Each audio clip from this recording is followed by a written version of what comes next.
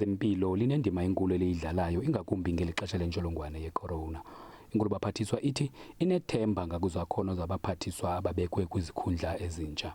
Were the MECs that have been at health who were not doctors who best performed. I don't want to compare the employees of our organization, but we know the differences that we have seen at some point when we had MECs that can be effective leaders.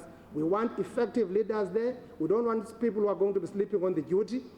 I think the kind of work that also MEC Gomba was doing there was quite impressive for us. Umphathiswa wezempilo omtsha uthi ulungele lo msebenzi. Offices okanye portfolios zokuseva abantu zonke zinengxaki zazo ezahlukeneyo. So ndifika kule department ndiyayazi binengxaki njengoba nale bendisuka kuyibinengxaki zayo ezingafaniyo, kodwa into ebalulekileyo nje ukuba ndithobekile. Ndiyakwamkela ukuba ndiseve abantu base-Eastern Cape.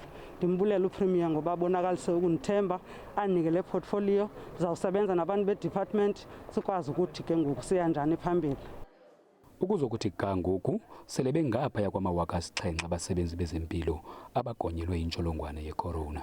Ndingulubabalo Dada kwiindaba ze-SABC eBisho.